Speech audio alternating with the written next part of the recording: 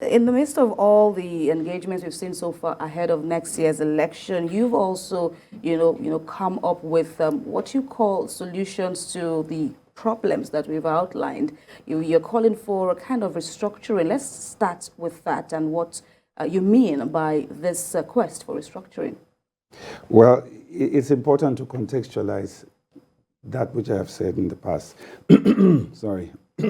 Sometimes in the exercise of ecclesiastical responsibilities, the vocal cords come under much corrosion. So I apologize for that. You can stop it with just one act of prayer.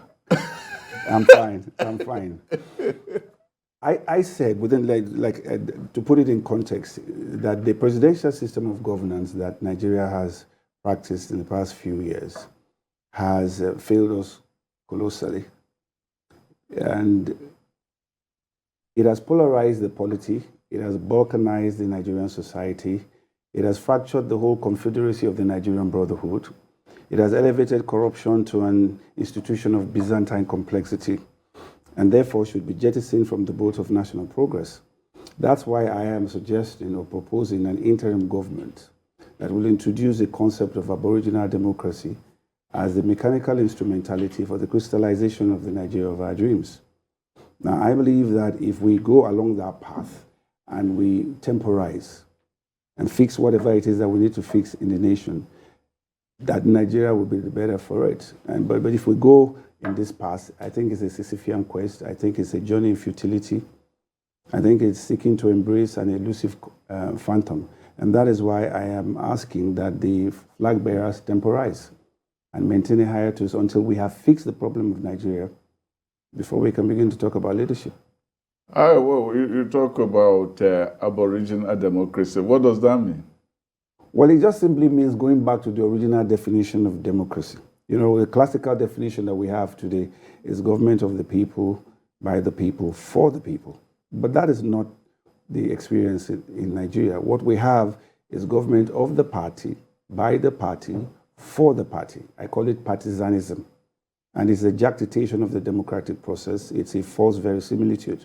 What we must do is take democracy back to its origins, which is the people. And so Aboriginal democracy is government from the people, for the people, with the people. It begins and it ends with the people. Now, there are other particularities involved in this, and we can talk about them. You could break it down. You could break it down. Okay. Now, essentially, what I have said is that since the presidential system is what has brought us to where we are, because we know that it's not just something that came upon us, it's something that we've practiced along the checkered pavement of our political evolution.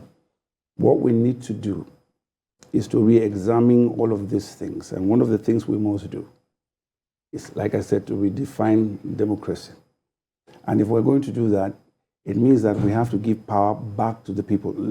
You know, when people talk about democracy, it's become some kind of a redundant political leitmotif because people don't really know what that word means. It derives from the Greek demokratia, which is a compound word, the word demos, which is people, and the word kratos, which is power. So it's people, power. The PDP shibboleth, their slogan, power to the people, derives from the Hellenistic application. So if we take power back to the people, the first thing we need to do is to expunge the legislature. We don't need the current legislature. We can give power to the professional associations because what they do in the legislature is that when they come to Abuja, they separate into different committees. We have committee for aviation, committee for education, committee for health. Now, all of those committees have been replicated already in the polity. We have lawyers banding with lawyers, we have doctors banding with doctors, we have market women banding with market women in what I call the concept of gregarious socialization. And they maintain some kind of a professional consanguinity and establish an organic nexus by way of enterprise and endeavor. And therefore, if we are going to make laws, for instance, concerning health, we shouldn't go to an elitist club in Abuja. We should go to the Nigerian Medical Association, you know, because they understand the dynamics and the dialectics of lawmaking as it affects that firmament. So that's one of the things that we're going to have to do. in making sure that because the legislature is too expensive, we spend billions and billions of naira to maintain that structure. That is totally irrelevant at this time. Well, you've said that you want the legislature out, and people have said that legislatures are very expensive and so on. But how do you get the legislature out? You want them to vote themselves out?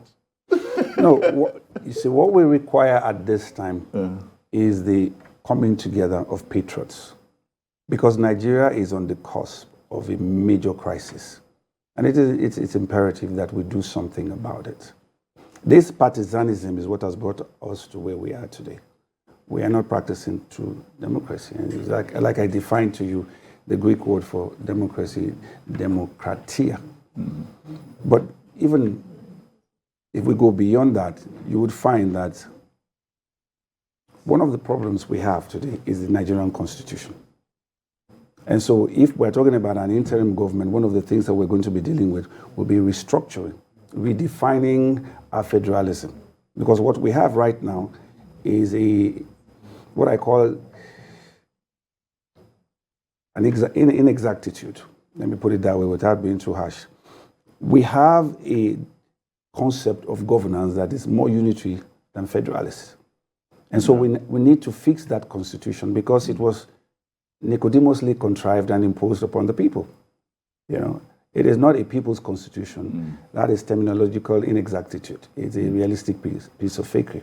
So we need to change the constitution, particularly as it refers to our federalism, to understand the centrifugal, the centripetal forces, how they interact and how they are manipulated.